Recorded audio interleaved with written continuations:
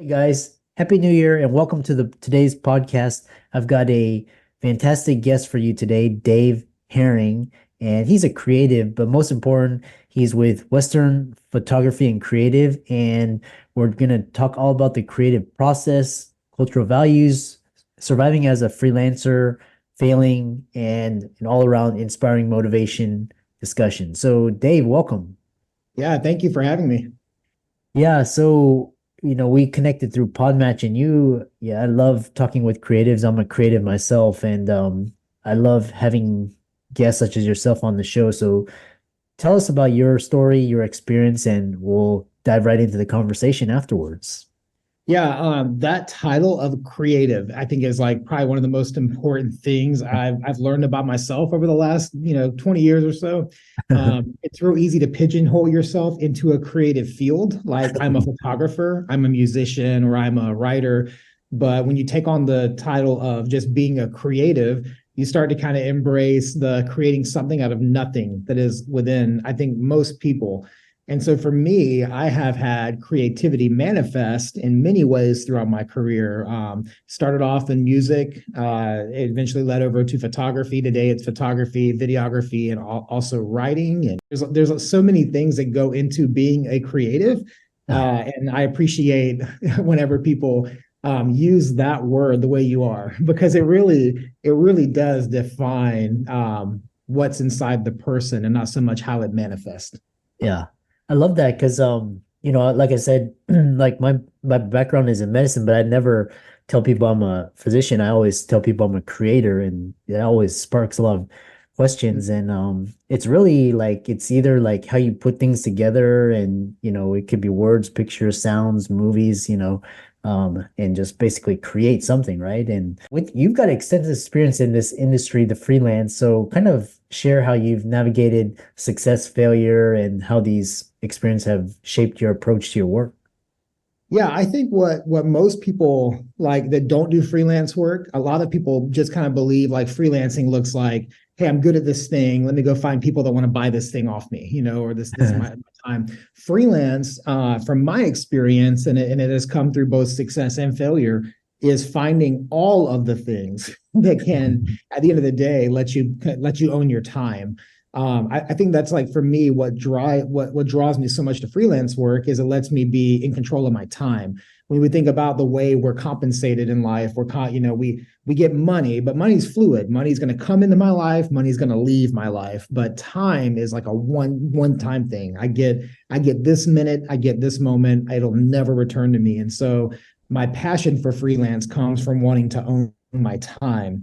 And when you want to own your time, you find every way to make that happen. And so right now, like photography has been a big part of my freelance career. But it's not, if I had all my business wrapped up in say one client or even one style of photography, and then the market changes, then I've lost everything. So I always tell people that like diversity in revenue, diversity in services is how you stay successful as a freelance artist or a creative, and not so much try to be pigeonholed into this one thing as a creative. That is like critical for success.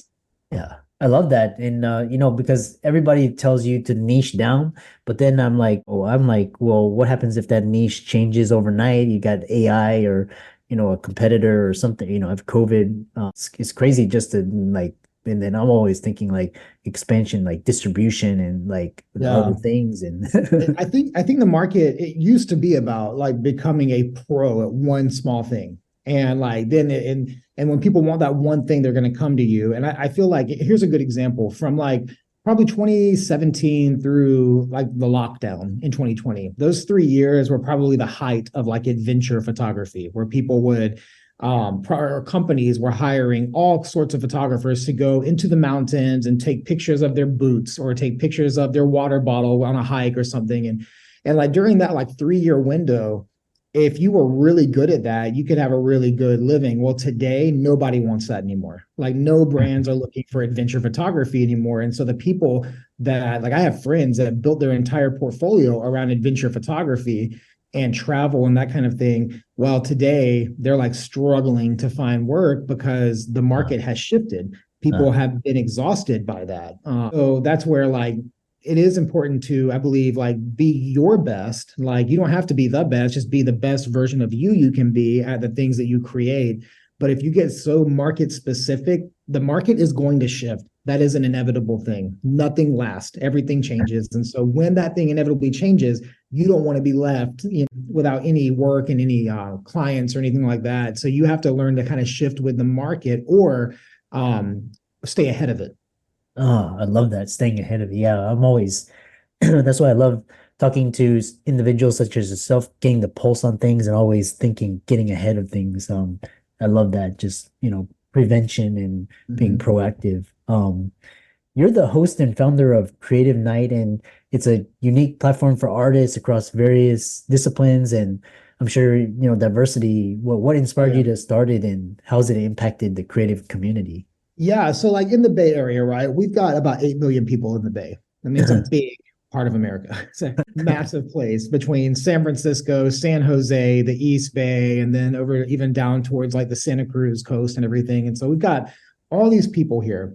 And inside of all these communities, you have various artists, and they're all kind of what I noticed was that a lot of artists, a lot of creators were really like gravitating toward their own. So for instance, photographers are in photography groups with other photographers and they meet up in San Francisco to go do a photo walk with other photographers. And that's awesome. Like community is like the greatest thing creatives can achieve. You know, we need community to create. Nobody does well in isolation.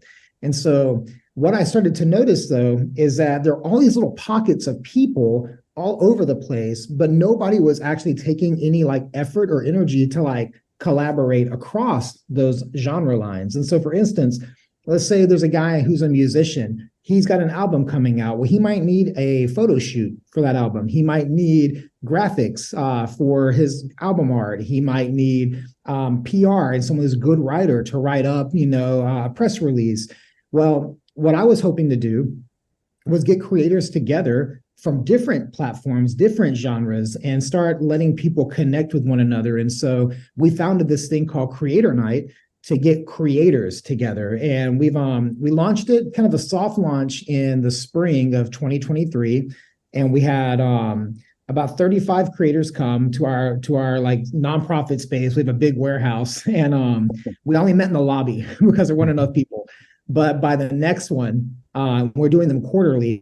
We skipped the summer, and by the fall, when we launched our first official one in the fall, it was slammed. It was wall to wall with people from every imaginable creative background. We even had culinary artists. We had poets. We had spoken word artists. We had musicians, photographers, and it was like this beautiful time of networking and connecting. And then like I host the event by selecting a panel of artists that represent diversity both in people and also in creative outlets. And I ask them 5 questions or so in like an interview style in front of everyone in the room. And we have this like discussion and questions and answers, and we feature their art. So I mean, it was a really powerful event. We did another one in December that was also like just incredible. And it's very life-giving for creatives to spend time together and be inspired by one another and think. I don't want to, I'm in the Bay Area, so I don't want to say think differently like Apple, but when I spend time with a painter, I think differently. I don't think like a photographer all the time. They help me maybe think about composition a little differently, and I think that's a good thing. Oh yeah. Yeah, I love that.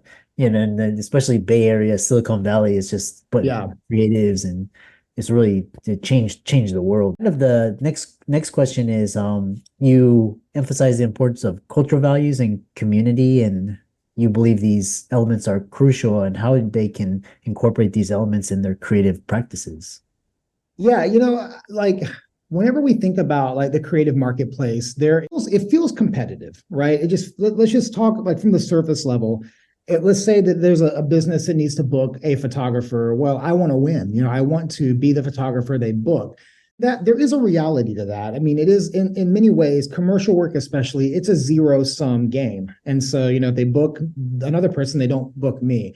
However, creativity by nature is not competitive. It just isn't. Like, even think about how we, and like maybe whoever's listening to this, how we consume media. Nobody has just one band that they listen to, one musician, and they don't listen to anybody else. I mean, who does that? Like, or watches one TV show and nothing else.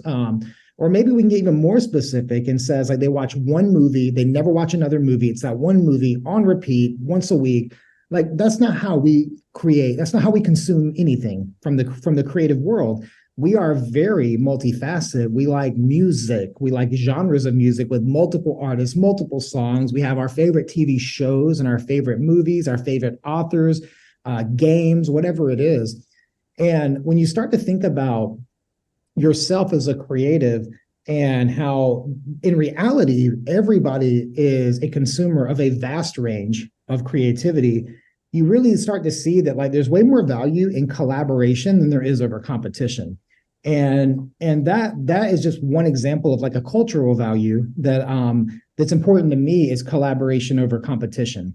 We really push that with Creator Night as well. Like creativity, like it's like whenever the water rises and art gets valued. So let's go back hundreds of years ago to the Renaissance.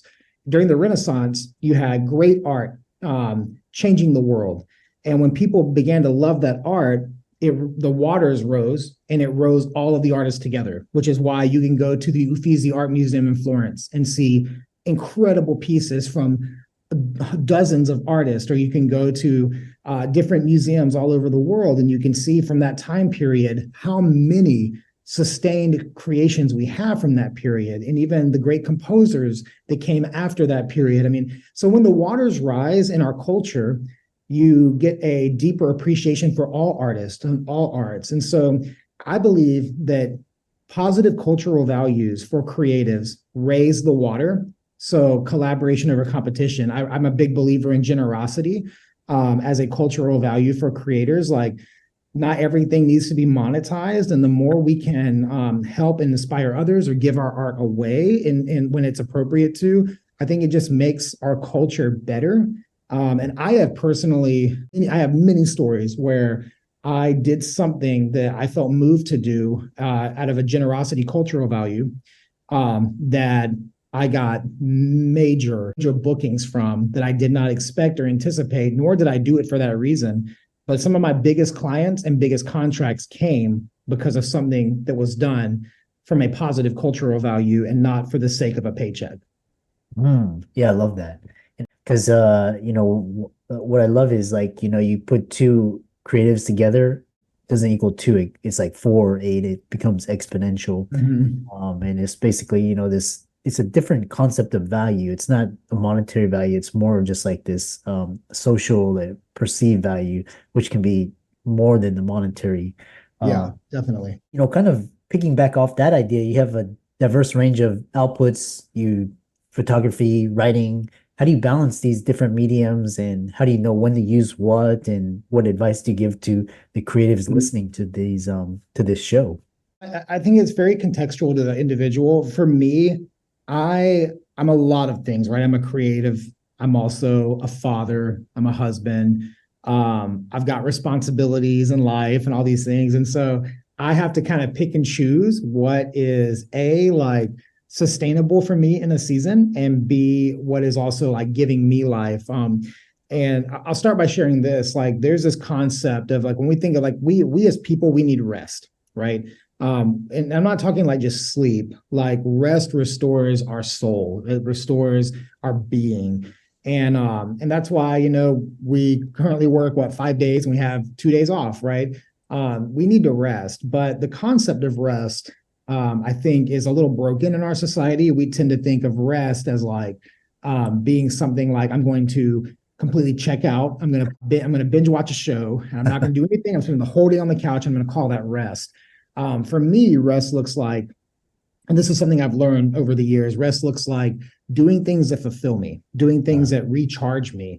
And sometimes that looks like a 5 a.m. sunrise hike. It doesn't feel restful, but that recharges my soul. So where I was going with all that is that I pick and choose sometimes my creative outlet by which one is most restful for me.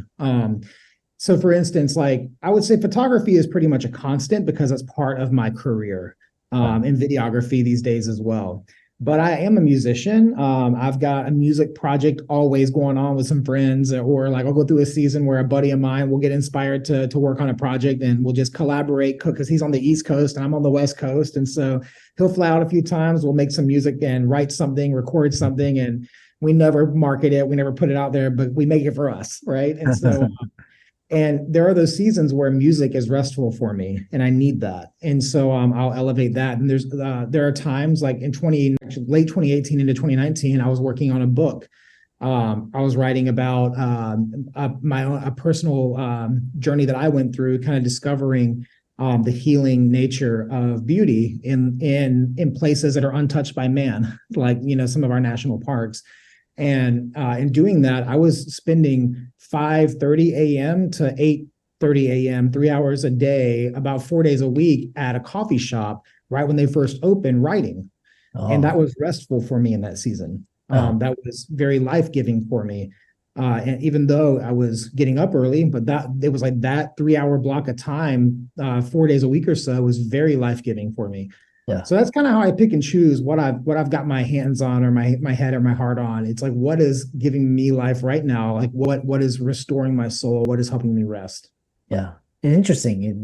Because, like you said, it's kind of predefined, like you have a 2-day weekend or you have like a week-long vacation. And, sometimes people just need like a walk in nature, 30 minutes, and that's rest. For some, it's like maybe a week off, or for some, Mhm. it's like doing something creative such as yourself. So, kind of ended off because you've got this creative, and then you've had a really interesting background. And how has your background contributed to your creative process and life philosophy? Yeah, I mean, like when we say background, we often think of like what is our story or what is our experiences. Life is kind of two part. It's nurture and nature. We have, or maybe we can say it like this: like a lot of our background is hands we were dealt, and then there's also decisions that we made that Yeah. guide that we do and we control in some ways our own destiny.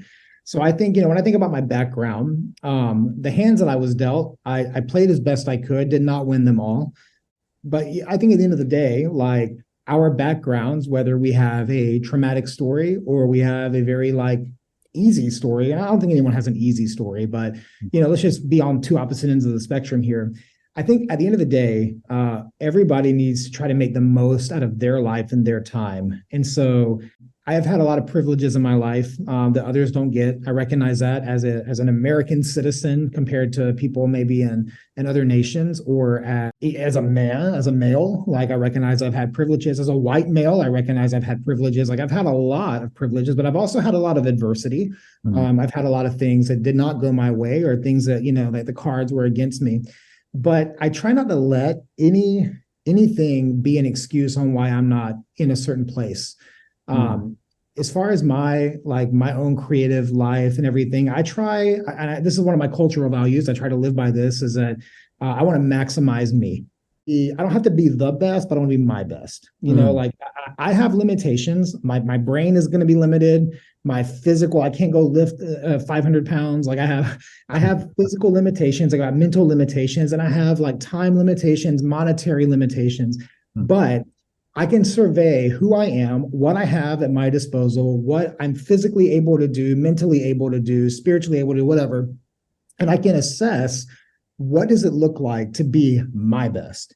Mm. Like when I am at 100%, what does that look like? And with my backgrounds, and my background, like with my family, or my background in my all the things that I have failed at, all the things that I've succeeded at, whatever we want to say there, my goal is always how can I be my best version of me, Yeah. and then letting myself live that out. And then I do this process where like I kind of self-evaluate, and I use these four principles here, these four like categories, I'll call them. And this is not a thing I created, by the way. This is very common. But what went right, what went wrong, what was confusing, and what was missing. Mhm. And I use that a lot in every job that I have. I even use it to take inventory of where I am personally, what's going right, what's going wrong, what's confusing, and what's missing. And if you really break those down, you see that one of them is positive and three are kind of negative. Mm. But the positive ones, like I want to affirm those things. Like what's going right now for me personally? What's going right with that job I just did? My last creator night, what went right? What went wrong? What was confusing? What was missing? And the goal is that in all these areas, you take what was right, you affirm it, you fix what was wrong, you clarify what was confusing, and you add what was missing. Uh, And I feel like that no matter what our experiences are, if we begin to take inventory of those experiences and we begin to assess them, we can start to kind of even shape the future outcomes. And the other thing that could happen is that we don't take inventory, we don't assess those things, and then we get into like almost like a data loop where we start to repeat the same ones and zeros over and over and over again, mhm. and then we're never going to be our best version of ourselves. So I Mm, think that like all the experiences that I've had in life, career, success, failures, all of these things, I think that ultimately they have affected my creative life. They've affected my career because I will proactively take inventory of them and assess them and then make whatever changes need to be made for tomorrow. yeah.